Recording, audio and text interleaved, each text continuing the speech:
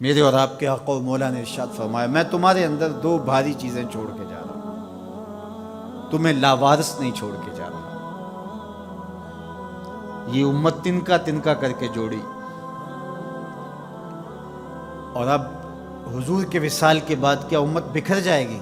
کہا نہیں، ایسا نہیں ہے۔ انا تارکن فیکم الثقلین، میں تمہارے اندر دو بھاری اور وزنی چیزیں چھوڑ کے جا رہا ہوں، جن چیزوں کو میرے حضور علیہ السلام بھی وزنی کہیں، وہ کتنی وزنی ہوں گی؟ اولہما کتاب اللہ، ان میں سے پہلی چیز اللہ کی کتاب قرآن مجید، فیہ الہدی والنور فخذوا بکتاب اللہ واستمسکوا بہ، اس میں ہدایت ہے، اس میں روشنی ہے، اس میں اجالا ہے۔ فخذوا بکتاب اللہ، اللہ کی کتاب کو پکڑ لو، واستمسکوا ہو، اور اس سے تمسک اختیار کر لو، مضبوطی سے چمٹ جاؤ اس کے ساتھ، تم نہیں گمراہ ہوگے اگر تم قرآن سے جڑے رہے۔ پھر ارشاد فرمایا، وَإِتْرَتِي أَهْلُ بَيْتِي، اور میں اپنے اہل بیت کی صورت میں تمہیں دوسری بھاری چیز دے کے جا رہا ہوں۔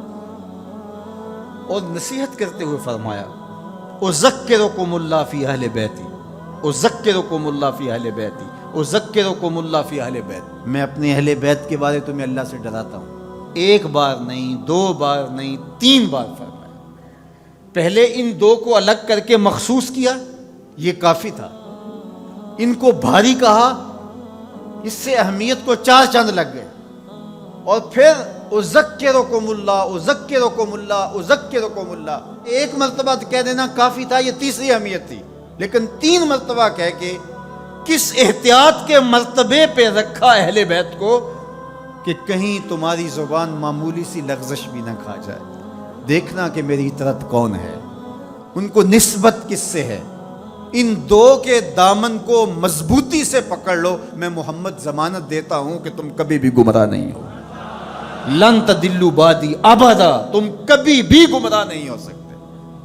میرے تو حضور نے ضمانت دی تھی کہ تم کبھی بھی گمراہ نہیں ہوگے، اور یہ امت 72-73 فرقوں میں بٹ گئی۔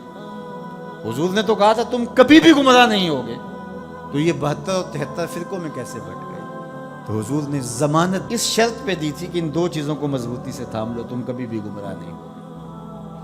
تو گمراہی اس لیے ہوئی، کسی نے قرآن کو چھوڑا، کسی نے اہل بیت کے دامن کو چھوڑا، کسی نے قرآن پکڑ کے دہائی دی لیکن اہل بیت کا بغض سینے میں پلتا رہا، اور کسی نے اہل بیت کے نام کا جھنڈا تو اٹھایا لیکن قرآن کو چھوڑ دیا، قرآن کو ترک کر دیا، اس کے پارے بھی پورے نہ مانے، گمراہ ہو گیا۔ اسے مبارک ہو جس کے ایک ہاتھ میں قرآن ہے، ایک ہاتھ میں اہل بیت نبوت کا دامن۔ دونوں کو مضبوطی سے تھام لوگے، کبھی بھی گمراہ نہیں ہو۔ قرآن تھیوری ہے اسلام کی، اور اہل بیت نبوت پریکٹیکل ہے، عملی مشق ہے۔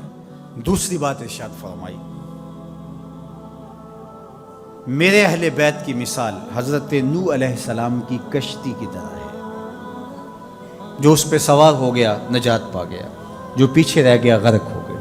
یہ نکلتا ہوا فتنوں کا پانی، گھروں سے فتنے، باہر سے فتنے، ممبر و محراب سے فتنے، سوشل میڈیا سے فتنے، الیکٹرانک میڈیا سے فتنے، درسگاہوں سے فتنے، دانشگاہوں سے فتنے، فتنے ہی فتنے نمودار ہو رہے ہوں گے۔ فتنوں کے سیلاب میں تمہارا ایمان، تمہارا دین، سب کچھ بہہ جائے گا، بچے گا وہی جو سفینہ آل مصطفیٰ میں بیٹھے گا۔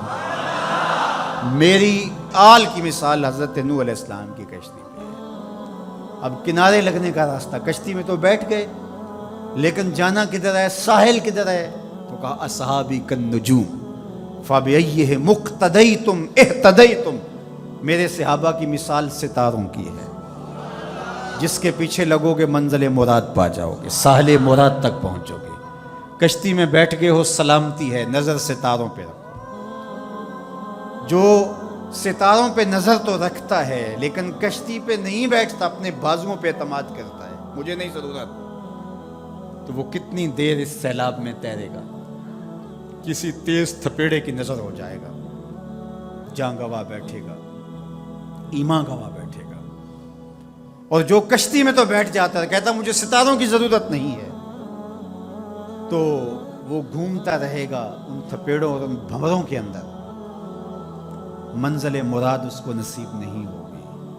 تمہیں مبارک ہو، تم اہل بیت کی محبت کی کشتی میں بیٹھے ہو، نظر ابو بکر و عمر پہ ہے، نگاہیں عثمان و علی پہ ہیں، نظریں اصحاب رسول پہ ہیں۔ یہ میری اور آپ کی خوش بختی۔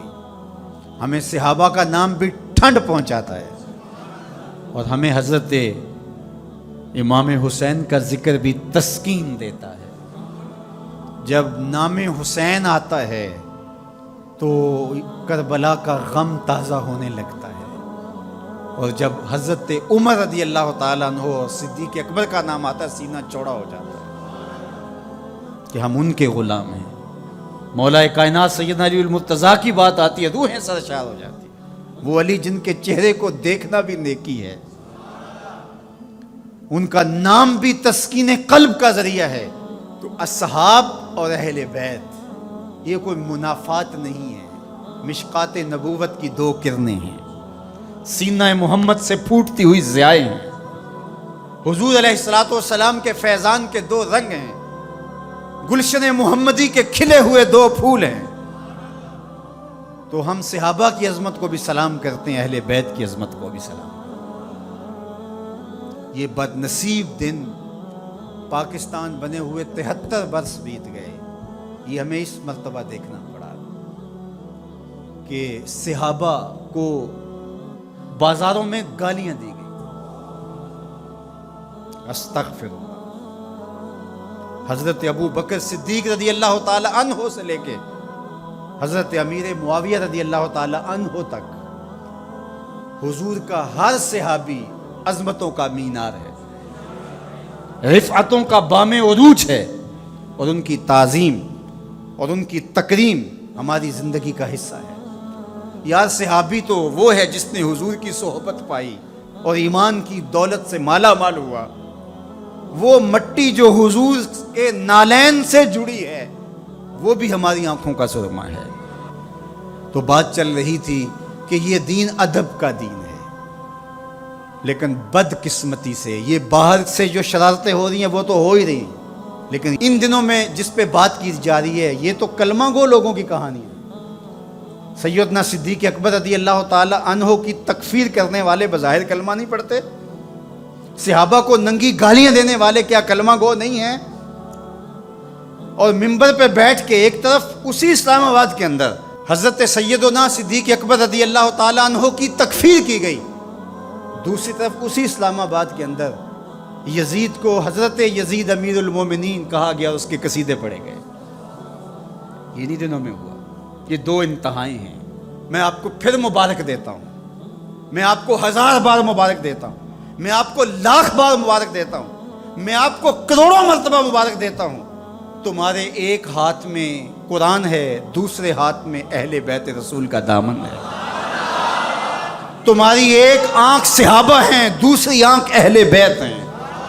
تمہارا سینہ ابو بکر صدیق کے نام سے بھی ٹھنڈا ہوتا ہے، مولا کائنات سیدنا علی المرتضیٰ کے نام سے بھی ٹھنڈا۔ حضرت سیدنا علی المرتضیٰ فرماتے ہیں حضور نے میرے بارے میں فرمایا، مسند احمد میں روایت ہے، مشکات میں ہے، نہج البلاغہ میں ہے۔ اگر کوئی مسند احمد اور مشکات کو نہیں مانتا تو وہ نہج البلاغہ کو مانتا ہے، اور اگر کسی کو وہاں تحفظات ہیں تو وہ یہاں حدیث موجود ہے۔ ان سب کتابوں میں، طرفین کی کتابوں میں یہ حدیثیں موجود ہیں۔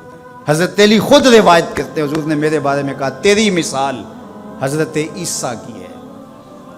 یہود نے ان پر تہمت لگائی، ان کی ماں پر تہمت لگائی اور ان کے قتل کے درپے ہوئے، ان سے بغض رکھا، اور عیسائیوں نے، نصارہ نے اتنا مانا کہ ان کو ابن اللہ کہہ دیا، اللہ کا بیٹا قرار دے دیا۔ اقانیم ثلاثہ میں سے ایک اقنوم کہا الوہیت مکمل ہی نہیں ہوتی جب تک یہ جز شامل نہیں ہوتا۔ تو کہا ایک بغض رکھ کے برباد ہوئے اور ایک مبالغہ کر کے برباد ہوئے۔ حضرت علی المرتضیٰ نے فرمایا کہ میرے بارے میرے آقا نے فرمایا یہلک فی رجلان محب مفرط و مبغض۔ علی تیرے معاملے میں آ کے دو لوگ برباد ہوں گے، ایک محبت کر کے برباد ہوں گے، ایک بغض رکھ کے برباد ہوں گے۔ یہ ترازو ہے، اس پہ آپ اپنے آپ کو تول سکتے ہیں۔ کہیں حضرت علی کا نام دل میں کوئی رنجش، کوئی بے چینی کوئی اضطراب پیدا تو نہیں کرتا؟ اور کہیں حضرت علی کی محبت صحابہ کے بغض کی نشأت کا ذریعہ تو نہیں ہے؟ حضرت علی کا نام لیں تو باقی اچھے ہی نہ لگیں؟ اور اگر آپ ترازو کے دونوں پلڑے دیکھتے ہیں ٹھیک ٹھیک تول رہے ہیں، کسی نے ذکر حسن حسین کا کیا تو روح سرشار ہو گئی، سیدہ فاطمہ تو زہرا کا ذکر ہوا آنکھیں ادب سے جھک گئیں، حضرت ابو بکر کا نام آیا تو دل عقیدت سے جھک گیا۔ تو جب ہم یہ اپنی کیفیت دیکھیں گے تو اللہ کا 1000 بار نہیں کروڑوں بار شکر ادا کریں۔